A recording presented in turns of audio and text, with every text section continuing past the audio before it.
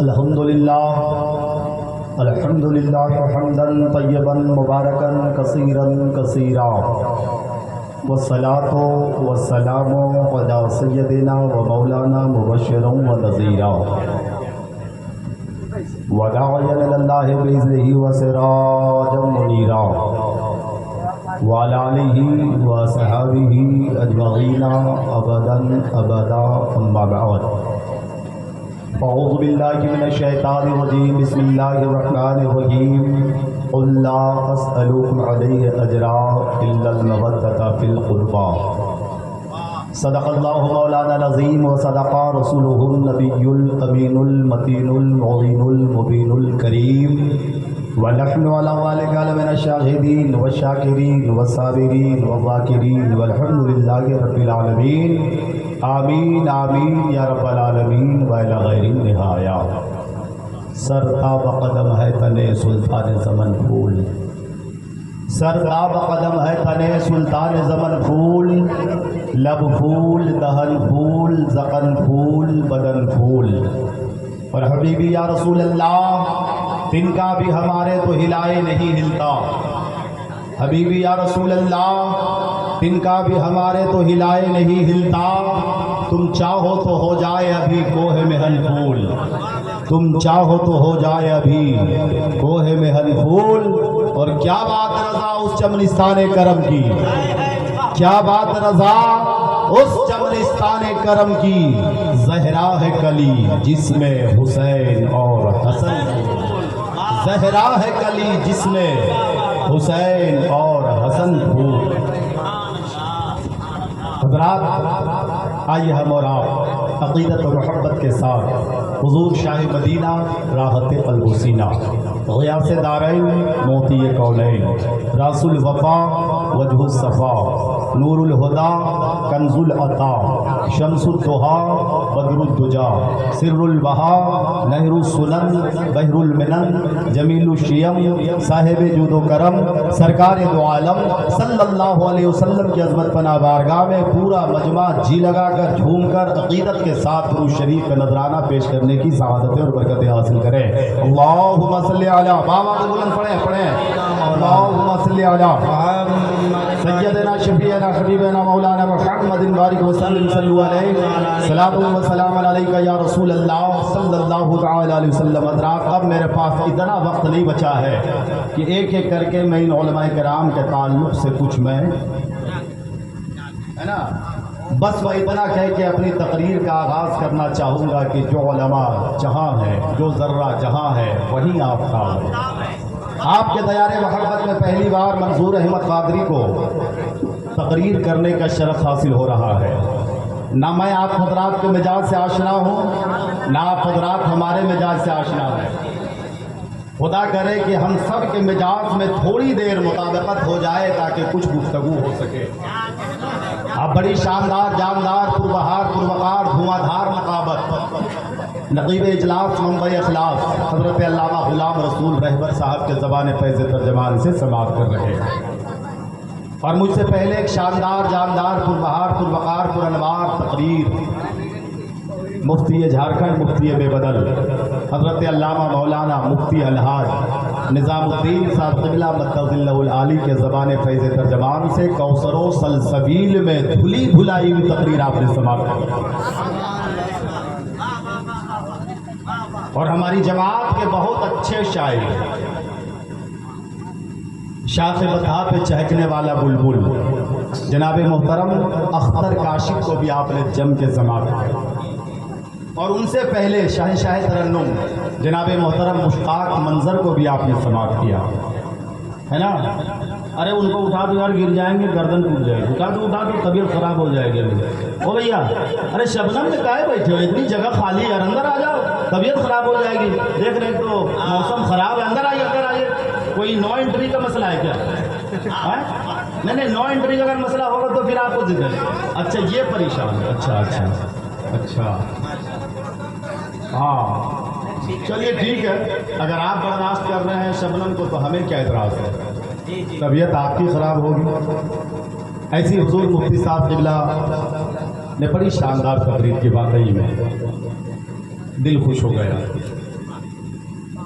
جیسی گفتگو ہونی چاہیے تھی وہ گفتگو ہو چکی ہے، اور نقیب اجلاس کی زبان سے یہ بات سن کر کے مجھے اور بھی خوشی ہوئی کہ حضرت کی تصنیف کردہ کتاب فتاوی نظامیہ ہے، بہت جلد منظر عام پر وہ کتاب آنے والی ہے۔ حضرت وغیرہ کر لیے تو ہم لوگوں کو بھی کر بھجوا دیجیے گا۔ ایسی میں آپ کے فتاوے کو واٹس ایپ وغیرہ کے مادھیم سے میں پڑھتا ہوں۔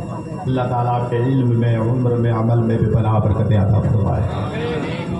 دیکھیے یہ تمام کا علماء شعراء خطبہ یہاں پہ بیٹھے ہیں، آپ حضرات 5-10 منٹ مجھے برداشت کریں گے؟ کریں گے؟ تو کہاں اس طرح سے آپ نے رسپانس دیا؟ میں نے بھی کچھ شعر پڑھے، ابھی اختر بھائی ترنم میں پڑھ رہے تھے، مشتاق منظر صاحب ترنم میں پڑھ رہے تھے، تو ماشاءاللہ آپ نے جھوم کر کے سبحان اللہ کہا، الحمدللہ کہا، ماشاءاللہ کہا تھا، تو تحسین سے نوازا کہ نہیں نوازا؟ ہاں میں نے بھی بلا ترنم چند اشعار پڑھے، وہ بھی کلام اعلیٰ حضرت ماشاءاللہ، مگر آپ کی جانب سے تو کوئی رسپانس نہیں ملا، کسی نے سبحان اللہ کہا، کسی نے نہیں کہا۔ تو میں نے یہ نوٹس کیا کہ نوا ڈی کے سنی جنتی جیالے مسلمانوں کو شاید ترنم بہت زیادہ پسند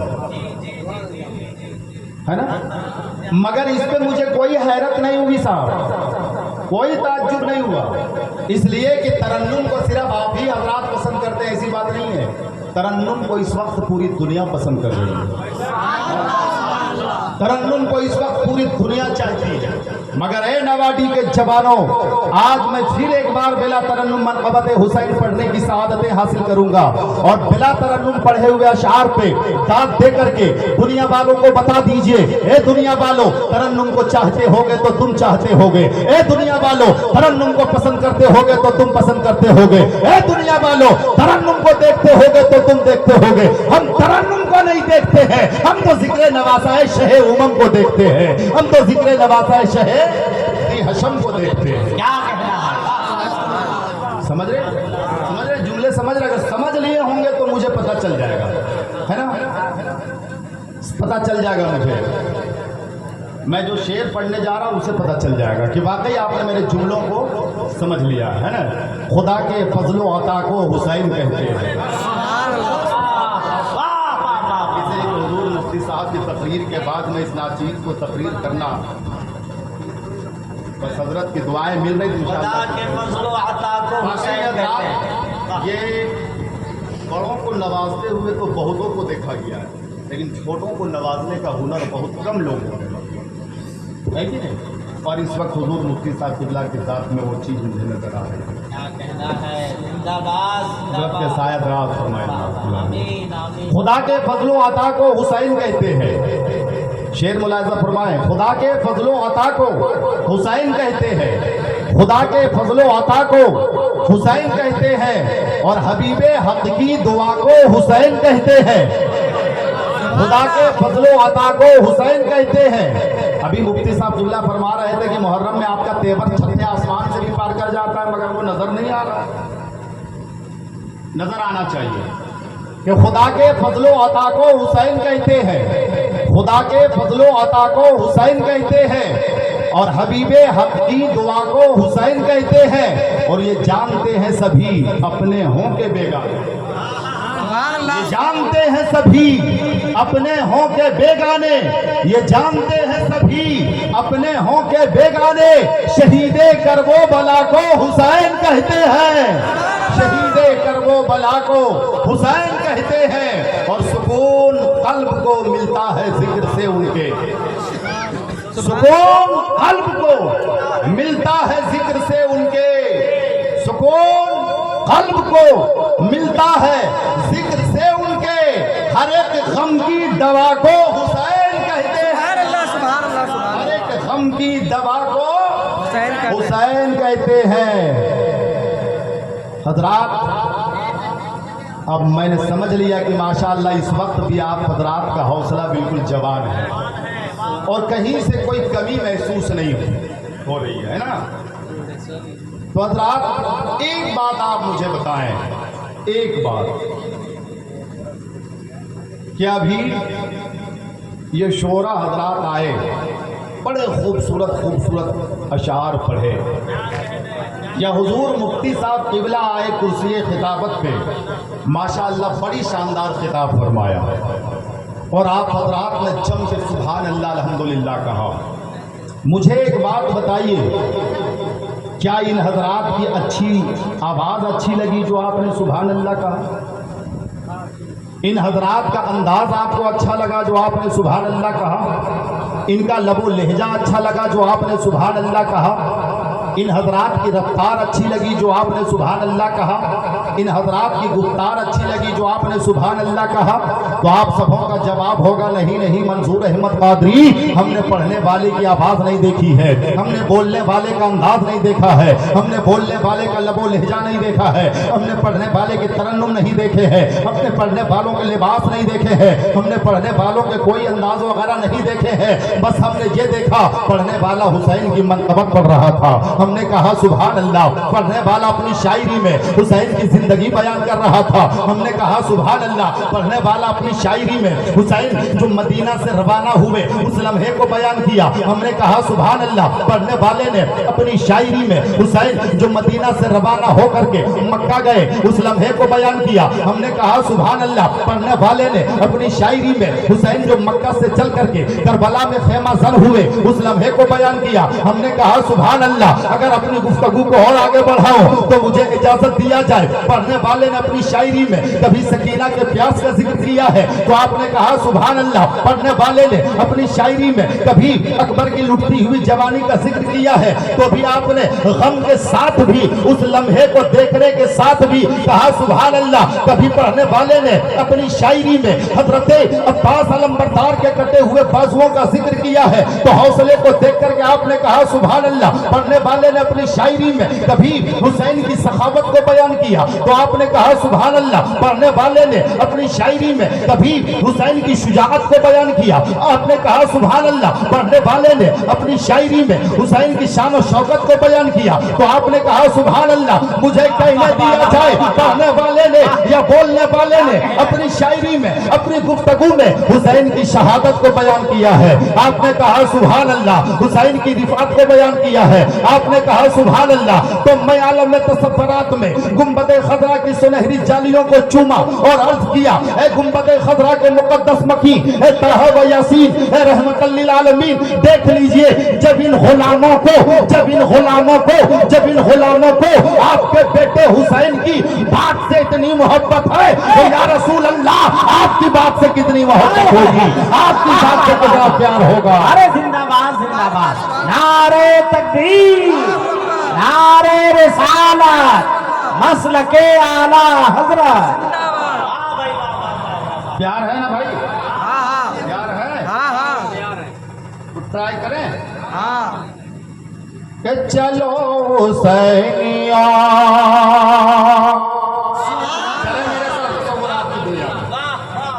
چلو حسینیا دیکھو بلا رہے ہیں حسین. آستے بولیے گا, بغل میں لیڈیز لوگ ہیں نا, سونے کی تو بدنامی ہو جائے گی. ہاں آستے بولیے گا. ہاں بولے سبحان اللہ یا حسین. اور زور سے ہاتھوں کو لہرا کے بولے یا حسین یا حسین یا حسین یا حسین. کہ چلو حسینیا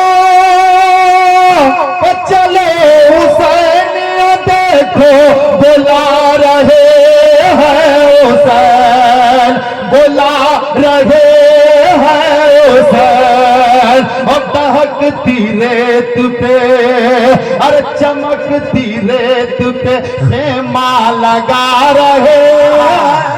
کیا کہنے ہیں, زندہ باد زندہ باد. چمکتی ریت پہ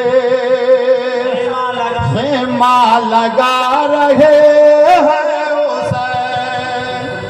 ایک شعر اور پڑھیں کہ وَلَا تَقُولُ لِمَن يُقْتَلُ کی تفسیر معیاری شعر کہ وَلَا تَقُولُ لِمَن يُقْتَلُ کی تفسیر کہ وَلَا تَقُولُ لِمَن يُقْتَلُ کی تفسیر. وہ دیکھو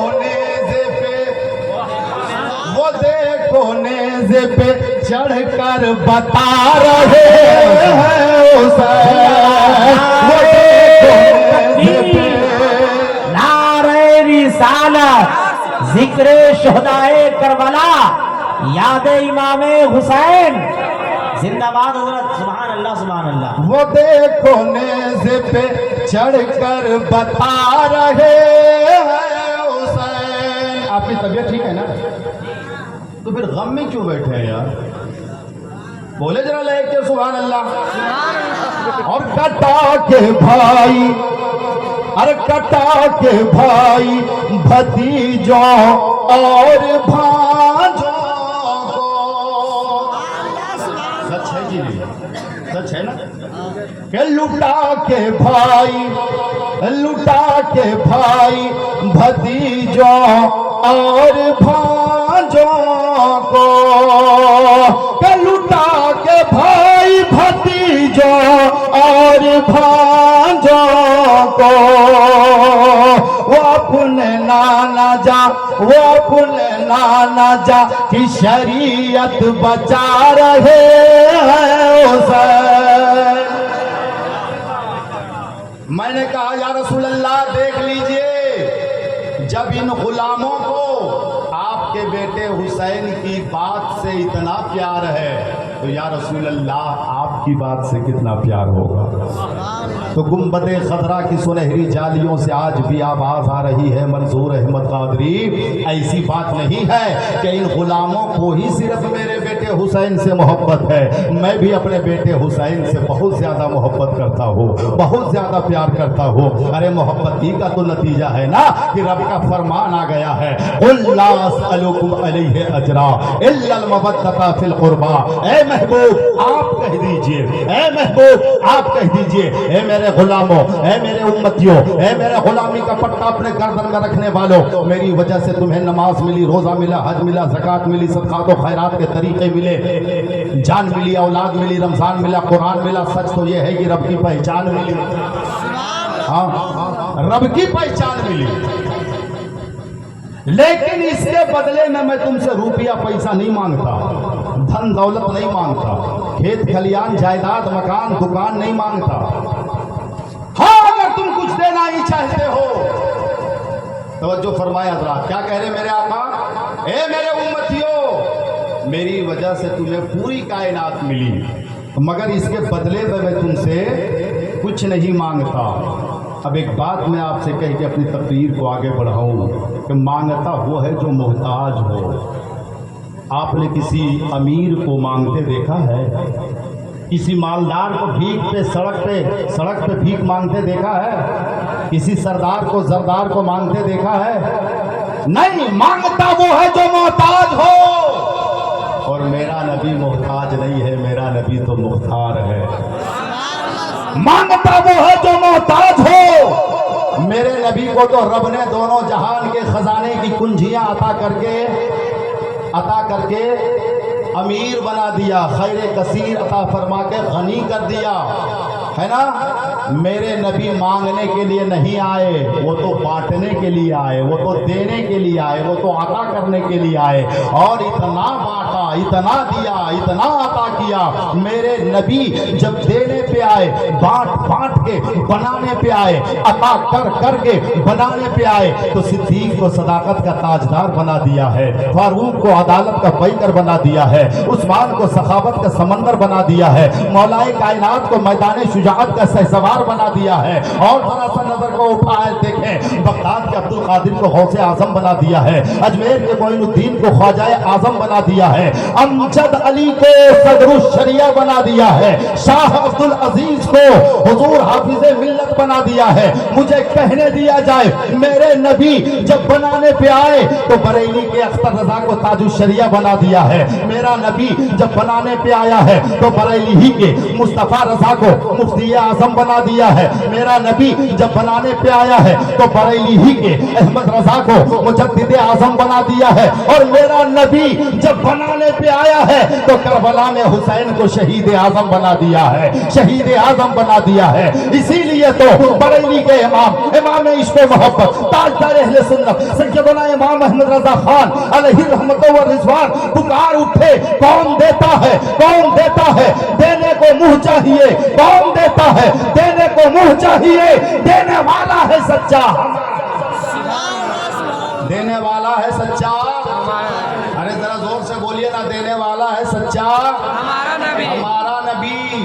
और आला हजरत ही के एक शेर को तज़मीन के तौर पे समाप्त कर ले हजरत, कि उनकी सखावतों का है दो जहां में चर्चा, उनकी सखावतों का है दो जहां में चर्चा। देते हैं साइलों को हद्दे तलब से बाला, देते हैं साइलों को हद्दे तलब से बाला, और आया जो भीख लेने उनकी गली में मंगता, आया जो भीख लेने उनकी गली में मंगता। दामन को अपने भरकर कहता हुआ ये लौटा, दामन को अपने भरकर कहता हुआ ये लौटा। मेरे करीम से गर खतरा किसी ने मांगा, मेरे करीम से गर खतरा किसी ने मांगा, दरिया बहा दिए हैं, दुर्बे बहा दिए। हज़रात, करबला इतना आसान नहीं है, समझ रहे हैं? करबला इतना आसान नहीं है। करबला जो है सुनने के बाद मैं तो समझता हूं कि शकीउल क़ल्ब इंसान भी होना तो उसका वो क़ल्ब भी पिघल जाता है,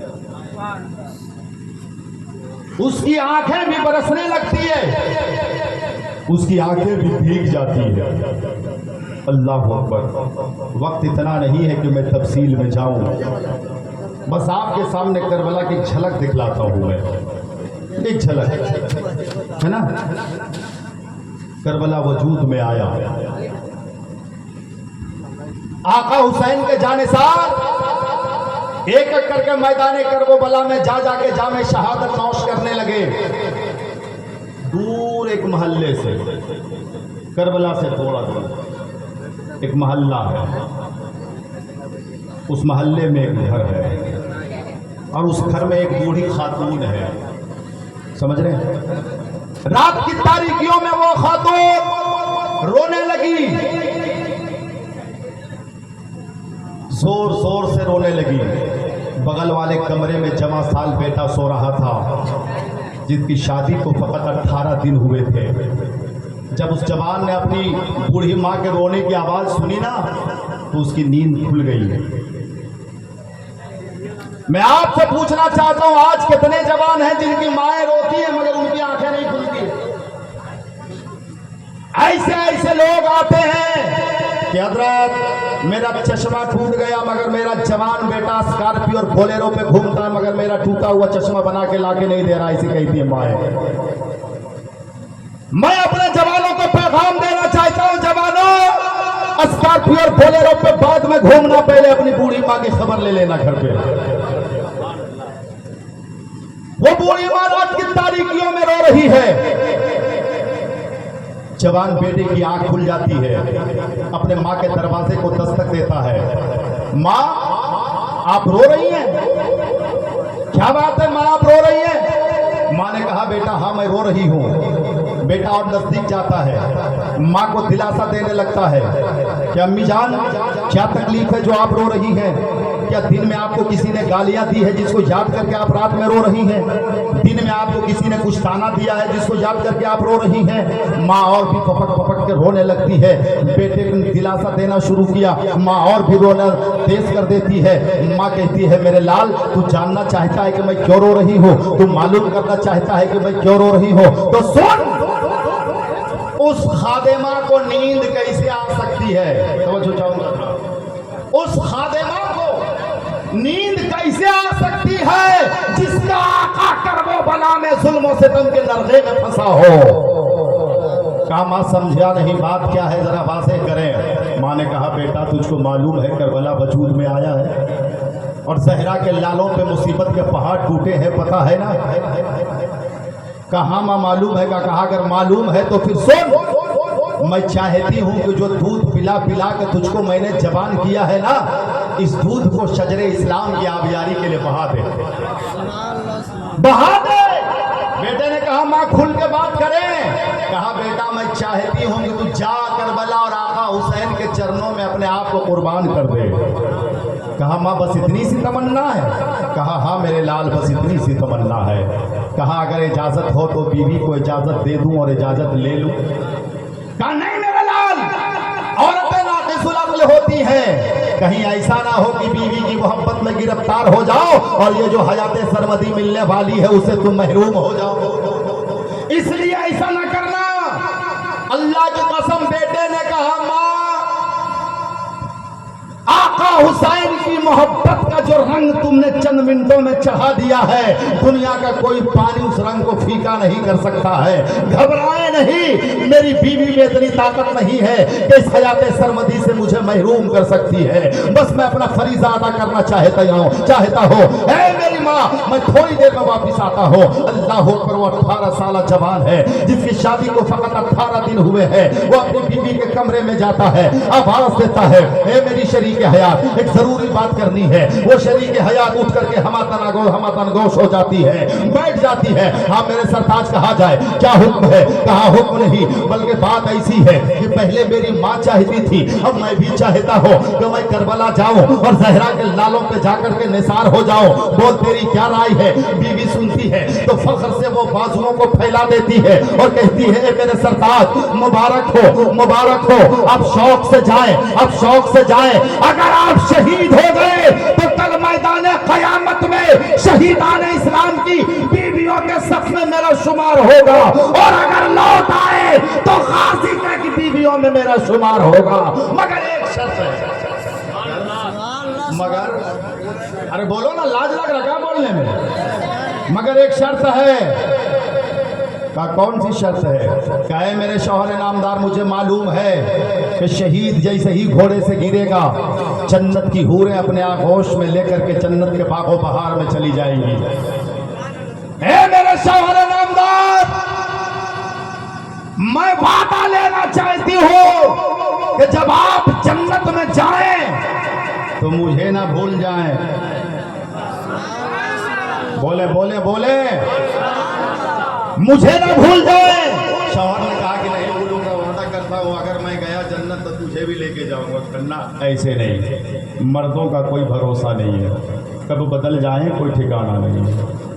ہاں کب آپ چینج ہو جائیں کوئی گارنٹی نہیں۔ کہا پھر؟ کہا چلیے کربلا اور آقا حسین کے سامنے میں وعدہ لوں گی۔ اے سبحان اللہ، آقا حسین کے سامنے میں وعدہ لوں گی، اور اگر اس کے بعد آپ مکریں گے تو میں کچھ نہیں کہوں گی، آپ کا دامن نہیں پکڑوں گی، آقا حسین کا دامن پکڑوں گی۔ اللہ اکبر۔ شوہر راضی ہو جاتا ہے، صبح کا صبیدہ نمودار ہوا ہے، بیٹا بھی چلا ہے میدان کربلا کو، ماں بھی چلی ہے، بیوی بھی چلی ہے۔ جانے کا منظر کیا ہوگا حضرات اسے آپ سوچ سکتے ہیں۔ ماں بیٹا بیوی کربلا میں پہنچ جاتی ہے، آقا حسین پہ دور سے نظر پڑتی ہے، وہ خاتون ہے جو آقا حسین اہل بیت کی محبت میں گرفتار ہے، سامنے جاتی ہے، سلام عرض کرتی ہے، اور سلام عرض کرنے کے بعد وہ بوڑھی ماں کہتی ہے اے میرے آقا حسین، اے میرے آقا حسین، مجھ کو معلوم ہوا ہے کہ کربلا میں آپ ظلم و جابر کے درجے میں ہے، مصیبتوں کے پہاڑ ٹوٹے ہیں، ایسے وقت میں تو میرے پاس اور کوئی نذرانہ نہیں تھا جسے میں آپ کا ہیلپ کر سکتی تھی، آپ کی کوئی مدد کر سکتی تھی، کوئی چیز ایسی نہیں تھی، بس اے میرے آقا یہ میرا 14 سال بیٹا ہے، اسے آپ میدان کربلا میں جانے کی اجازت دے دیں۔ اے میرے آقا میری تمنا ہے کہ میرا یہ شہزادہ جس کو میں نے خون جگر پلا پلا کر کے گبرو جوان بنایا ہے، اے میرے آقا میری تمنا ہے کہ یہ آپ کے قدموں میں نثار ہو جائے، اجازت دے دی جائے۔ اللہ اکبر۔ آقا حسین نے اس خاتون کے حوصلے کو سلام کیا اور ایک جملہ فرمایا تھا حضرات کربلا کے میدان میں۔ آقا حسین نے کہا تھا اے خاتون تیری ہمت کو سلام، تیرے جذبے کو سلام، اے خاتون سن، جب تک تیری جیسی خاتون اسلام کے دامن میں پلتی رہے گی تب تک کوئی مائی کا لال اسلام کو آنکھ بھی نہیں دکھلا سکتا۔ اے خاتون تیری ہمت کو سلام، آقا حسین نے اس غلام کو قبول کر لیا. اب اس جوان کی بیوی آگے بڑھتی ہے، آقا یہ میرا شوہر ہے، اے میرے آقا میں نے تو اسے اجازت دے دی ہے، مگر آقا ایک وعدہ آپ کے سامنے میں لینا چاہتی ہوں. آقا فرماتے ہیں کون سا وعدہ ہے خاتون؟ بولو تو صحیح. وہ خاتون کہتی ہے اے میرے آقا حسین، مجھ کو معلوم ہے کہ میرا شوہر میدان کربلا میں جا رہا ہے، زندہ واپس نہیں آئے گا میرے آقا، مجھ کو پتا ہے کہ دوبارہ زندہ واپس نہیں آئے گا. اے میرے آقا یہ بھی معلوم ہے کہ جیسے ہی شہید گھوڑے سے گرے گا ویسے ہی جنت کی حوریں اسے اپنے آغوش میں لے کر کے جنت چلی جائیں گی، مگر اے میرے آقا آپ وعدہ کریں، آپ وعدہ کریں کہ ایسے وقت میں یہ آدمی مجھے نہ بھول جائے. آقا حسین فرماتے ہیں اے خاتون میں وعدہ کرتا ہوں، میں وعدہ کرتا ہوں، اپنے نانا جان سے کہہ کر کے میں تجھے جنت دلواؤں گا. اللہ اکبر. حضرات باتوں کو پھیلانے کا وقت نہیں ہے.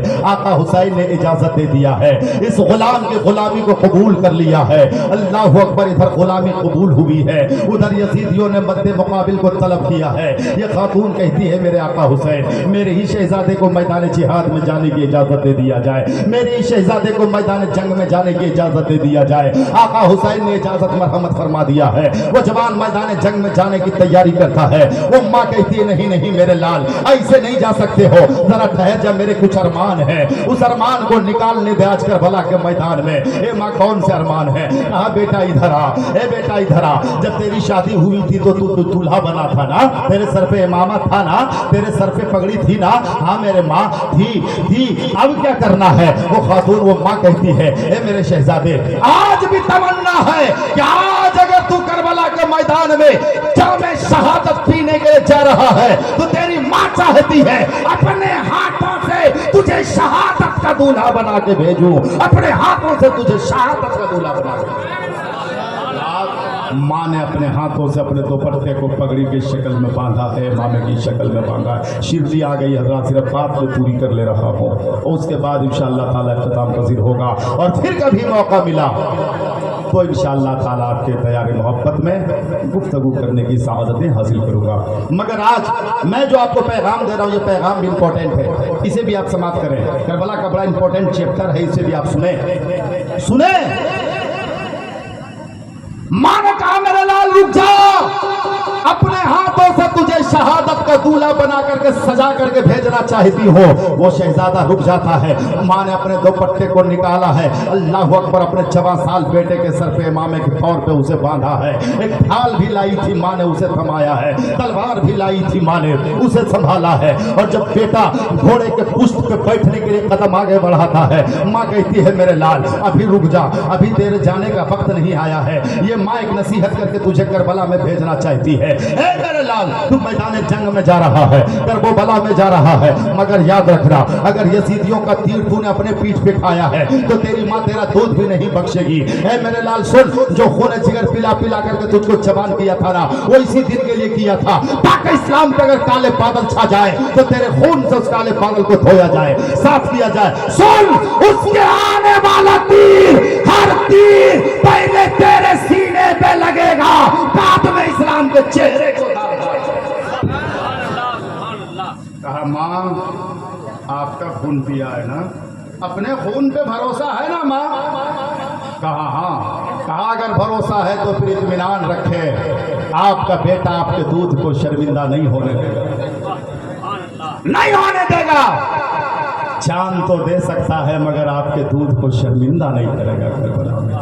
اے ماں میں وعدہ کرتا ہوں یہ جسم میں جب تک جان باقی ہے یزیدیوں کا ہر تیر تیرا بیٹا تیرے سینے پہ لے گا. پیٹھ پہ لینا بزدلوں کا کام ہے. اور سن ماں، پہلے تو تیرے ٹکڑوں پہ پلتا تھا تیرا بیٹا، اب تو حسین کے ٹکڑوں پہ پل رہا ہے، اب تو بزدل ہونے کا سوال ہی پیدا نہیں.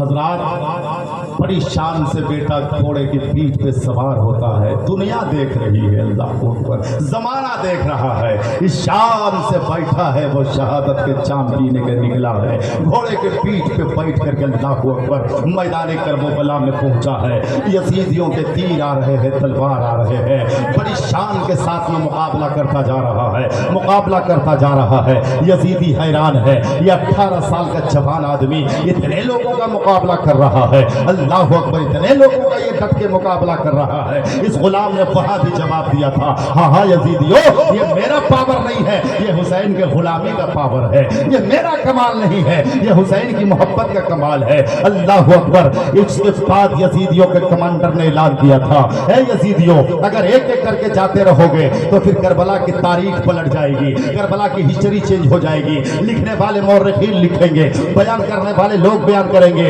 अकेला अकेला अकेला एक हुसैन का गुलाम हजारों यजीदियों का तेरा कर दिया था, हजारों यजीदियों को जहन्नम रसीद कर दिया था।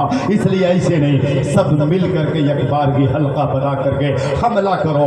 और हजरात इसी प्लानिंग के साथ में हमला किया गया है और उस गुलाम हुसैन पे मैदान करबला में एक बार की इतने तीर बरसे है, इतने तीर बरसे है, इतने तीर बरसे है, तीरों की ताब लाता रहा लाता रहा लाता रहा। अचानक माँ का ख्याल आता है, घोड़े के पाट को मोड़ता है और खेमे हुसैन की तरफ अपने घोड़े को पलट देता है। दुनिया समझती शायद गुलाम हुसैन पीठ दिखा करके भाग रहा है, मगर माँ के कदमों को आके बोसा लेता है।